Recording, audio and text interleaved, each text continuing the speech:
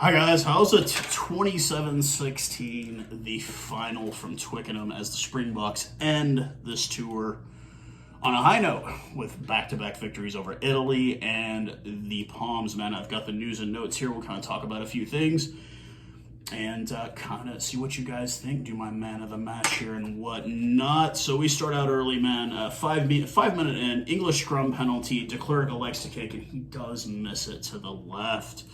2 minutes later, offside penalty on the box, same kind of situation. Skid mark, number 12 for the Poms was going by the name of Skid Mark today. So Skid Mark does actually miss. They're talking all this cack about how great he's kicking at Twickenham. Misses it. About 6 minutes later, Franz Maherba gets a scrum penalty, and Skid Mark does elect to kick once again, and he does put it through, and it's 3-0, 13 minutes into this game. 4 minutes later, after a penalty advantage, after the English scrum penalty, de Klerk once again elects to kick and does put it through. He's 1-2 on the day. It's 17 minutes into this. A couple of minutes later, man, another penalty on the box, and it leads to another Skid Mark kick, and he does put it through on the day, and it becomes, excuse me, did he put it through on that? Anywho, yeah, he gets it, and it's, yeah. 25th minute in, line out leads deep, but it just doesn't really result for anything. 30th minute in, Damien Willemse goes for the drop goal. We're getting all kinds of phases. We're not getting deep enough. Goes for the drop goal, and he does end up getting it. 2 minutes later, man, a kick by the English. Probably one of the most beautiful tries we've seen. Willemse gets it. Kurt-Lee is shouting in his ear. Willemse makes eye contact saying, "Let's go, bro." They take off down the pitch. He gets it to Willie LaRue. Willie LaRue gets about another 15, 16 meters out of it. Knows Kurt-Lee's open.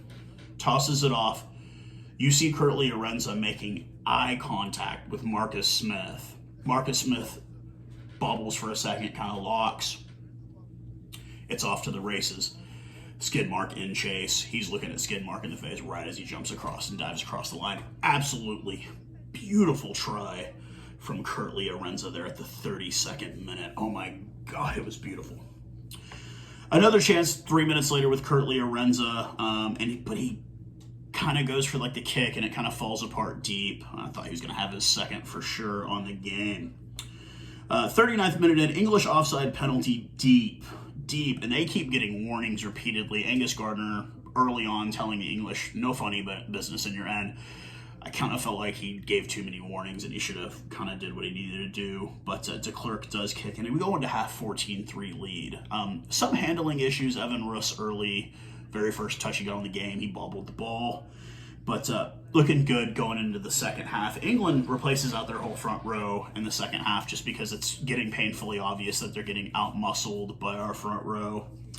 Once again, at the 41st minute, Damien Willemse sees space, steps back, goes for the drop goal, and nails it, making it 17-3 at the 41st minute. 4 minutes later, once again, number 12, Skid Mark for the Poms. It goes for the kick after an SA penalty, and he does nail it. It's 17-6 at the 45th minute. There they are interviewing him on the screen right now. Once again, get deep in the end of English, and Angus Gardner, like you said, he kept giving warnings. Well, the warnings turn into action at the 47th minute as Tom Curry gets the yellow card.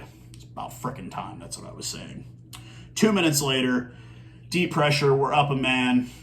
Eben Etzebeth, he's over. It's great. De Klerk does nail it. It's a 24-6 lead at this point. And, yeah, it was all Springboks today. 8 minutes later, repeated English penalties on the scrum, and Faf de Klerk does elect to kick from 53 meters out. I commented, I was like, where's Franz Stain when you need him, man? Because you knew Franz would nail something like that. De Klerk nails it, man. I'm so proud of him. 4-6 on the day so far. We bring in the front row. We bring in the bomb squad. 3 or 4 minutes in, Thomas Dutoy, it's obviously a red card. I mean, he's got his bottom arm kind of coming up, but it's straight, shoulder, face. That's red. I'm not going to argue with it. That was a red card all day, any day. Oh man, and you know it kind of looks a little bit bad, but couple of kicks to touch for the English lead to zilch, nothing. They're not penetrating jack crap, even with us down a man. Finally, though, eventually the dam does bust. Henry Slade. Kind of a bit of something that bothered me a bit is like, look, you've got a man down, like, who's obviously immobile. That usually means stop. No, they let him go ahead and do a quick touch, and Henry Slade goes over. I still don't get why they were allowed to do that, because we had a guy down. I mean, we even had to have the cart come out and wheel him off, but he was given the claps and the applause and everything, so that meant, hey, he's fine. He's fine. So very happy. Hopefully de Klerk can recover from this one quickly. About the same time, yeah, Skidmark does knock it through, so it's 27-13. And that is where we would finish the game score-wise. Another thing I want to mention at that point, Sia Khaleesi, looking like possibly HIA. He's needing to come off, so they bring Evan Russ back out onto the pitch. They just did an interview with him, so apparently it's probably nothing too bad, maybe just a minor knock to the head. And like I said, final score, Franco Mostert all over the ball, man of the match, and I can't disagree. Not a whole lot of touches, but he was just in the mix the whole game. And we get the victory over England, man. And this one really meant a lot to me. I know they're lower in the rankings, but I really hate the English, and I want to beat them every time we play them. And this one meant a lot to me as a fan, as a supporter of this franchise, or of this team. 52-48 in possession, 65-83 carries. They had more carries. We had more tackles made. We had less meters made. They had 492-433. 13-12 the final penalty count. And territory, we did own the territorial battle. We never really saw, not until the end of the game, like those deep, wide English runs with their... we pretty much made their wingers a non-factor in the game. Marcus Smith was a non-factor in the game, and I was really, really shocked by that, because I thought Marcus Smith, this is going to be his moment to shine, and we kind of just made those guys non-factors. Tuolagi had a little bit of hands on ball, but he was really a non-factor.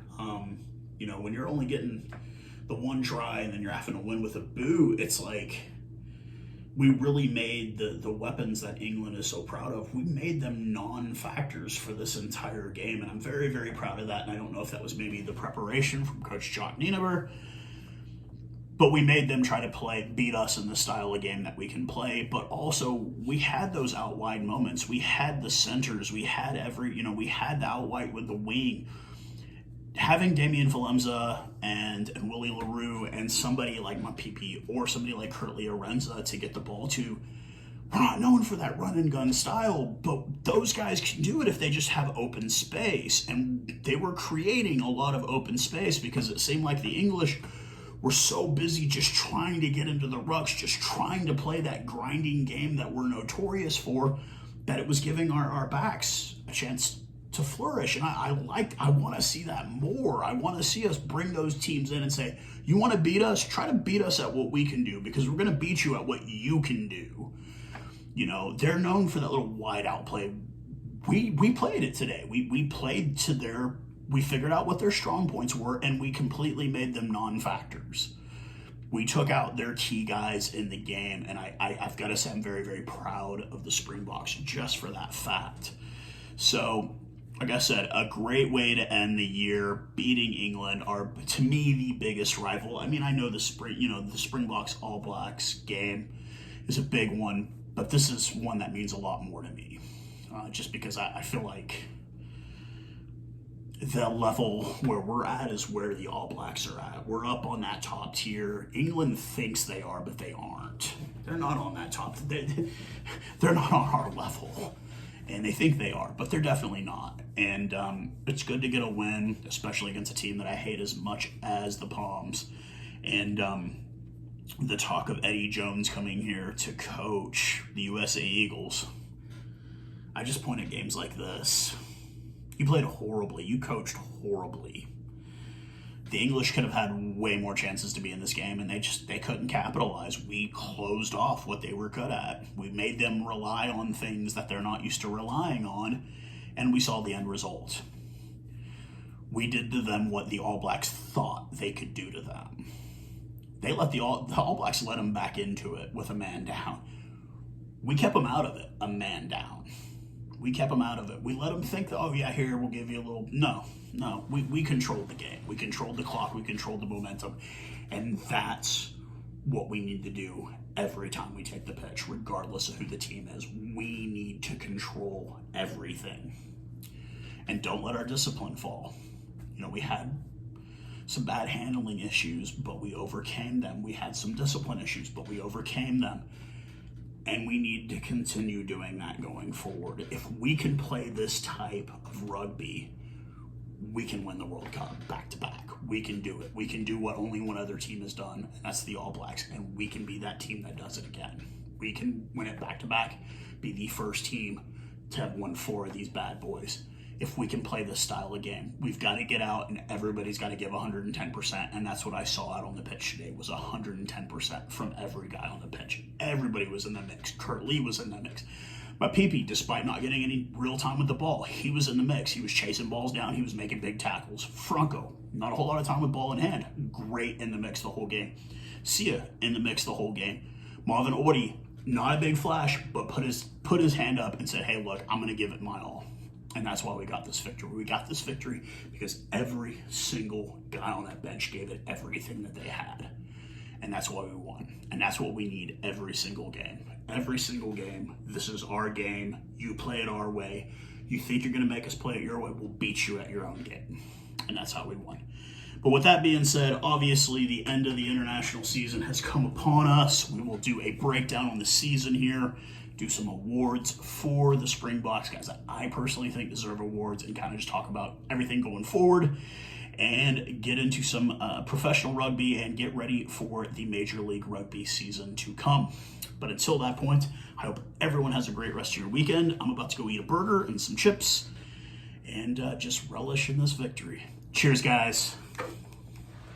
As this works, come on, work. Look at that, doesn't even want to work on me. Cheers, guys.